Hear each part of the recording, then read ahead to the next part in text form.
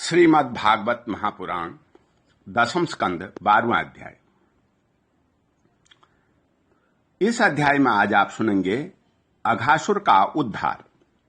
श्री सुखदेव जी कहते हैं, हे परीक्षित, एक दिन नंदनंदन श्याम सुंदर वन में ही कलेवा करने के लिए विचार से बड़े तड़के उठ गए और सिंगी बाजे की मधुर मनोहर ध्वनि से अपने साथी ग्वालबालों को मन की बात जनाते हुए उन्हें जगाया और बछड़ों को आगे करके वे ब्रजमंडल से निकल पड़े। श्री कृष्ण के साथ ही उनके प्रेमी सहस्त्रों ग्वालबाल सुंदर छीके, बैंत, सिंगी और बांसुरी लेकर तथा अपने सहस्त्रों बछड़ों को आगे करके बड़ी प्रसन्नता से अपने अपने घरों से चल पड़े। उन्होंने श्री कृष्ण के अगणित बछड़ों में अपने अपने बछड़े मिला लिए और स्थान स्थान पर बालोचित खेल खेलते हुए विचरने लगे। यद्यपि सबके सब ग्वालबाल कांच, धुजुती, मणि और स्वर्ण के गहने पहने हुए थे, फिर भी उन्होंने वृंदावन के लाल, पीले, हरे फलों से, नई नई कोमलों से, गुच्छों से, रंग बिरंगे फूलों और मोर पंखों से तथा गेरू आदि रंगीन धातुओं से अपने को सजा लिया। कोई किसी का छीका चुरा लेता तो कोई किसी की बैंत या बांसुरी। जब उन वस्तुओं के स्वामी को पता चलता तब उन्हें लेने वाला किसी दूसरे के पास दूर फेंक देता, दूसरा तीसरे के और तीसरा और भी दूर चौथे के पास, फिर वे हंसते हुए उन्हें लौटा लेते। यदि श्याम सुंदर श्री कृष्ण वन की शोभा देखने के लिए कुछ आगे बढ़ जाते तो पहले मैं छूऊंगा, इस प्रकार आपस में होड़ लगाकर सबके सब उनकी ओर दौड़ पड़ते और उन्हें छू छू कर आनंद मग्न हो जाते। कोई बांसुरी बजा रहा है तो कोई सिंगी ही फूंक रहा है, कोई भौरों के साथ गुनगुना रहे हैं तो बहुत से कोयलों के स्वर में स्वर मिलाकर कू कू कर रहे हैं। एक और कुछ ग्वालबाल आकाश में उड़ते हुए पक्षियों की छाया के साथ दौड़ लगा रहे हैं तो दूसरी ओर कुछ हंसों की चाल की नकल करते हुए उनके साथ सुंदर गति से चल रहे हैं। कोई बगुले के पास उसी के समान आंखें मूंद कर बैठ रहे हैं तो कोई मोरों को नाचते देख उन्हीं की तरह नाच रहे हैं। कोई बंदरों की पूंछ पकड़कर खींच रहे हैं तो दूसरे उनके साथ इस पेड़ से उस पेड़ पर चढ़ रहे हैं। कोई उनके साथ मुंह बना रहे हैं तो दूसरे उनके साथ एक डाल से दूसरी डाल पर छलांग मार रहे हैं। बहुत से ग्वालबाल तो नदी के कछार में छपका खेल रहे हैं और उसमें फुदकते हुए मेढकों के साथ स्वयं भी फुदक रहे हैं। कोई पानी में अपनी परिछाई देखकर उसकी हंसी कर रहे हैं तो दूसरे अपने शब्द की प्रतिध्वनि को ही बुरा भला कह रहे हैं। भगवान श्री कृष्ण ज्ञानी संतों के लिए स्वयं ब्रह्मानंद के मूर्तिमान अनुभव हैं। दास्य भाव से युक्त भक्तों के लिए वे उनके आराध्य देव परम ऐश्वर्यशाली परमेश्वर हैं और माया मोहित विषयांधों के लिए वे केवल एक मनुष्य बालक हैं। उन्हीं भगवान के साथ वे महान पुण्यात्मा ग्वालबाल तरह तरह के खेल खेल रहे हैं। बहुत जन्मों तक श्रम और कष्ट उठाकर जिन्होंने अपनी इंद्रियों और अंतःकरण को बस में कर लिया है, उन योगियों के लिए भी भगवान श्री कृष्ण के चरण कमलों की रज अप्राप्य है। वही भगवान स्वयं जिन ब्रजवासी ग्वालबालों की आंखों के सामने रहकर सदा खेल खेलते हैं, उनके सौभाग्य की महिमा इससे अधिक क्या कही जाए। हे परीक्षित, इसी समय अघासुर नाम का महान दैत्य आधमका। उससे श्री कृष्ण और ग्वालबालों की सुखमयी क्रीड़ा देखी न गई। उसके हृदय में जलन होने लगी। वह इतना भयंकर था कि अमृतपान करके अमर हुए देवता भी उससे अपने जीवन की रक्षा करने के लिए चिंतित रहा करते थे और इस बात की बाट देखते रहते थे कि किसी प्रकार से उसकी मृत्यु का अवसर आ जाए। अघासुर पूतना और बकासुर का छोटा भाई तथा कंस का भेजा हुआ था। वह श्री कृष्ण, श्रीदामा आदि ग्वाल बालों को देखकर मन ही मन सोचने लगा कि यही मेरे सगे भाई और बहनों को मारने वाला है, इसलिए आज मैं इन ग्वाल बालों के साथ इसे मार डालूंगा। जब ये सब मरकर मेरे उन दोनों भाई बहनों के मृत तर्पण की तिलांजलि बन जाएंगे, तब ब्रजवासी अपने आप मरे जैसे हो जाएंगे।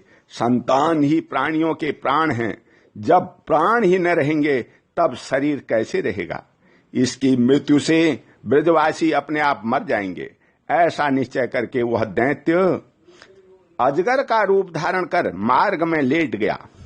उसका वह अजगर शरीर 1 योजन लंबे बड़े पर्वत के समान विशाल एवं मोटा था। वह बहुत ही अद्भुत था। उसकी नियत सब बालकों को निकल जाने की थी, इसलिए उसने गुफा के समान अपना बहुत बड़ा मुंह फाड़ रखा था। उसका नीचे का होंठ पृथ्वी से और ऊपर का होंठ बादलों से लग रहा था। उसके जबड़े कंदराओं के समान थे और दाढ़ें पर्वत के शिखर सी जान पड़ती थी। मुंह के भीतर घोर अंधकार था। जीभ एक चौड़ी लाल सड़क सी दिखती थी। सांस आधी के समान थी और आंखें दावानल के समान दहक रही थी। अघासुर का ऐसा रूप देखकर बालकों ने समझा कि यह भी वृंदावन की कोई शोभा है। वे कौतूहल बस खेल ही खेल में उत्प्रेक्षा करने लगे कि यह मानो अजगर का सा खुला हुआ मुंह है। कोई कहता, मित्रों भला बतलाओ तो, यह जो हमारे सामने कोई जीव सा बैठा है, यह हमें निकलने के लिए खुले हुए किसी अजगर के मुंह जैसा नहीं है। दूसरे ने कहा, सचमुच सूर्य की किरणें पड़ने से ये जो बादल लाल लाल हो रहे हैं, वे ऐसे मालूम होते हैं मानो ठीक ठीक इसका ऊपरी होंठ ही हो, और उन्हीं बादलों की परछाई से यह जो नीचे की भूमि कुछ लाल लाल दिख रही है, वही इसका नीचे का होंठ जान पड़ता है। तीसरे ग्वाल बाल ने कहा, हाँ सच है, सच तो है। देखो तो सही, क्या ये दाईं ओर बाईं ओर की किसी कंदराएं अजगर के जबड़ों की होड़ नहीं करती, और ये ऊंची ऊंची शिखर पंक्तियां तो साफ साफ इसकी दाढ़ें मालूम पड़ती हैं।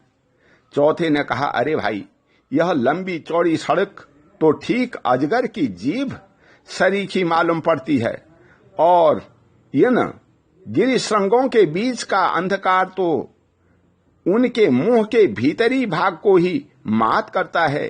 किसी दूसरे ग्वाल बाल ने कहा, देखो तो देखो, ऐसा जान पड़ता है कि कहीं इधर जंगल में आग लगी है, इसी से यह गर्म और तीखी हवा आ रही है। परंतु अजगर की सांस के साथ इसका क्या ही मेल बैठ गया है, और उसी आग से जले हुए प्राणियों की दुर्गंध ऐसी जान पड़ती है मानो अजगर के पेट में मरे हुए जीवों के मांस की ही दुर्गंध हो।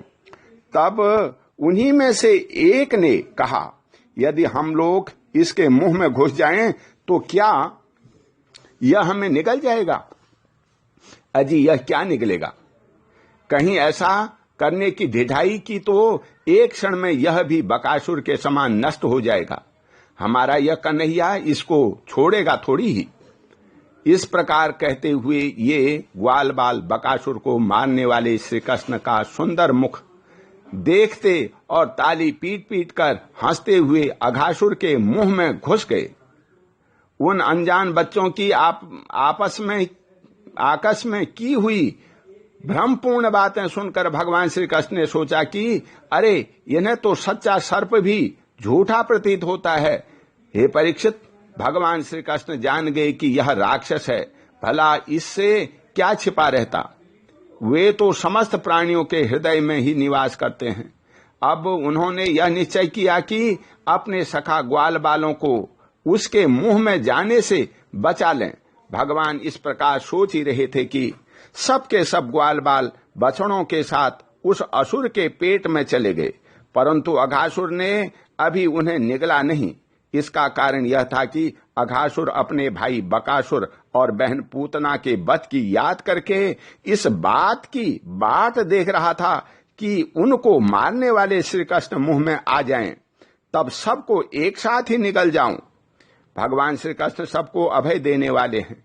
जब उन्होंने देखा कि ये बेचारे ग्वाल बाल, जिनका एकमात्र रक्षक मैं ही हूं, मेरे हाथ से निकल गए और जैसे कोई तिनका उड़कर आग में गिर पड़े, वैसे ही अपने आप मृत्यु रूप अघासुर की जठराग्नि के ग्रास बन गए। तब देव की इस विचित्र लीला पर भगवान को बड़ा विस्मय हुआ और उनका हृदय दया से द्रवित हो गया। वे सोचने लगे कि अब मुझे क्या करना चाहिए, ऐसा कौन सा उपाय है जिससे यह दुष्ट की मृत्यु भी हो जाए और इन संत स्वभाव भोले भाले बालकों की हत्या भी न हो। ये दोनों काम कैसे हो सकते हैं? हे परीक्षित, भगवान श्री कृष्ण भूत भविष्य वर्तमान सबको प्रत्यक्ष देखते रहते हैं।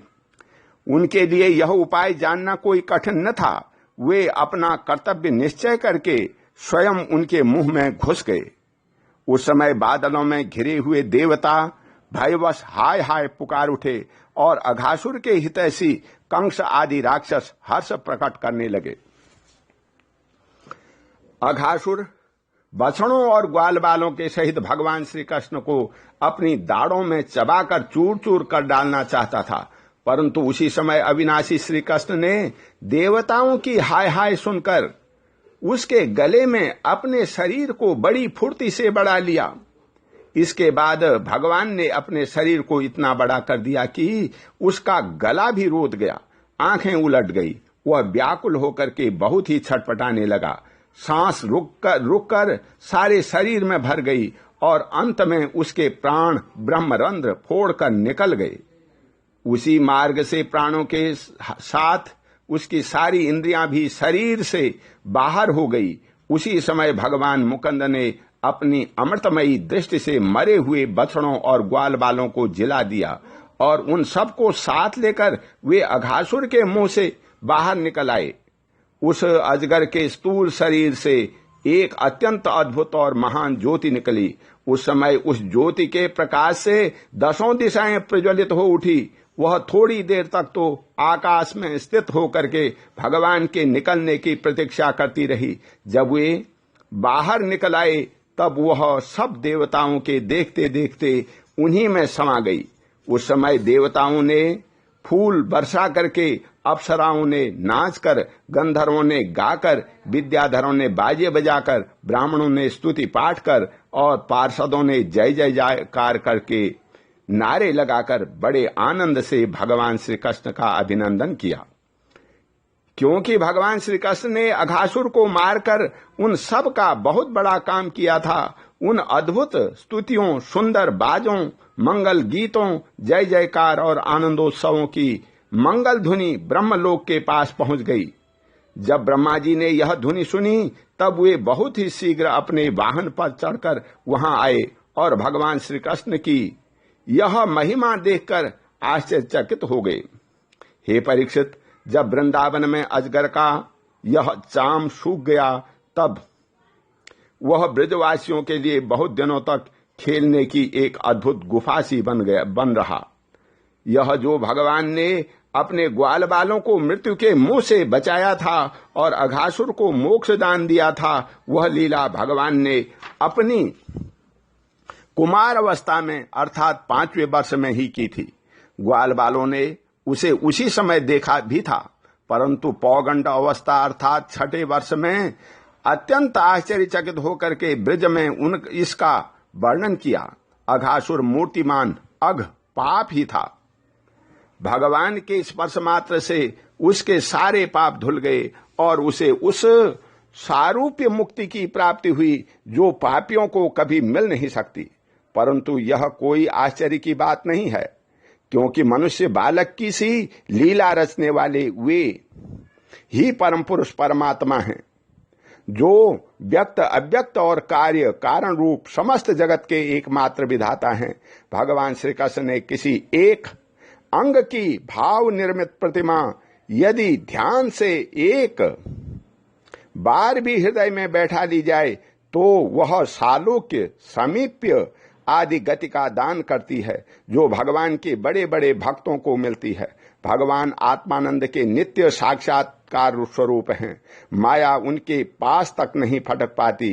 वे ही स्वयं अघासुर के शरीर में प्रवेश कर गए। क्या अब भी उसकी सदगति के विषय में कोई संदेह है? श्री सूत जी कहते हैं, शौनकादि ऋषियों, यदुवंश शिरोमणि भगवान श्री कृष्ण ही राजा परीक्षित को जीवन दान दिया था। उन्होंने जब अपने रक्षक एवं जीवन सर्वस्वरूप का यह विचित्र चरित्र सुना, तब उन्होंने फिर श्री सुखदेव जी महाराज से उन्हीं की पवित्र लीला के संबंध में प्रश्न किया। इसका कारण यह था कि भगवान की अमृतमयी लीला ने परीक्षित के चित्त को अपने वश में कर रखा था। राजा परीक्षित ने पूछा, हे भगवान, आपने कहा था कि ग्वाल बालों ने भगवान की हुई 5वें वर्ष की लीला ब्रज में 6ठे वर्ष में जाकर कही। अब इस विषय में आप कृपा करके यह बतलाइए कि यह समय की लीला दूसरे समय में वर्तमान कालीन कैसे हो सकती है। महायोगी गुरुदेव, मुझे इस आश्चर्यपूर्ण रहस्य को जानने के लिए बड़ा कौतूहल हो रहा है। आप कृपा करके बतलाइए। अवश्य ही इसमें भगवान श्री कृष्ण की विचित्र घटनाओं को घटित करने वाली माया का कुछ न कुछ काम होगा, क्योंकि और किसी प्रकार ऐसा नहीं हो सकता। हे गुरुदेव, यद्यपि क्षत्रियोचित धर्म ब्राह्मण सेवा से विमुख होने के कारण मैं अपराधी नाम मात्र का क्षत्रिय हूं, तथापि हमारा अहोभाग्य है कि हम आपके मुखारबिंद से निरंतर झरते हुए परम पवित्र मधुमय श्री कृष्ण लीलामृत का बार बार पान कर रहे हैं। श्री सूत जी कहते हैं, भगवान के परम प्रेमी भक्तों में श्रेष्ठ हे शौनक जी, जब राजा परीक्षित ने इस प्रकार प्रश्न किया, तब श्री सुखदेव जी को भगवान की यह लीला स्मरण हो आई और उनकी समस्त इंद्रियां तथा अंतःकरण विवश होकर के भगवान की नित्य लीला में खिंच गए। कुछ समय के बाद धीरे धीरे श्रम और कष्ट से उन्हें ब्रह्म ज्ञान हुआ। तब वे परीक्षित से भगवान की लीला का वर्णन करने लगे। ओम शांति। बोल श्री कृष्ण भगवान की जय।